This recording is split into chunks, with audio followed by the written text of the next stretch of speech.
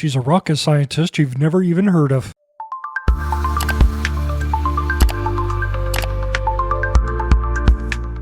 Good afternoon, and welcome back to The Big Show. I'm your host, Frank Strickland. I have a great story for you today.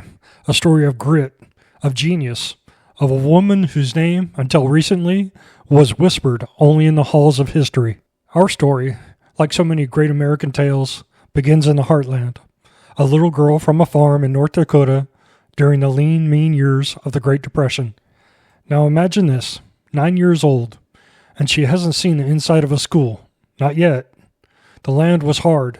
Life was harder. But then, as it often does, intervention arrived. Authorities stepped in, and suddenly, Mary, this bright-eyed girl, was given the key to the kingdom, the alphabet. She learned to read, and oh, how she read. Like a thirsty desert, drinking the rain, she absorbed every word, every fact, every scrap of knowledge she could lay her hands on. Her mind was a steel trap. A scholarship to college in Ohio was not a surprise to anyone that knew her. But then, the world intervened again. Not with a book, but with a bang. World War II, and duty called. Mary, with her budding genius in chemistry, left for studies to join the war effort, rolling up her sleeves in a munitions plant, building the very fire that would win the war.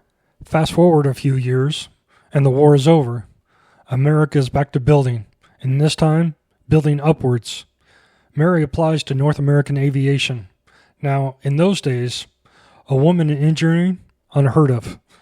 Most were shown the typing pools, the secretarial desk. But Mary, they saw something in her. They saw fire, and they hired her directly into engineering. The only woman, the only one without a degree. But she had something better, pure, unadulterated talent. Then came the 50s, the Cold War, the space race, Sputnik.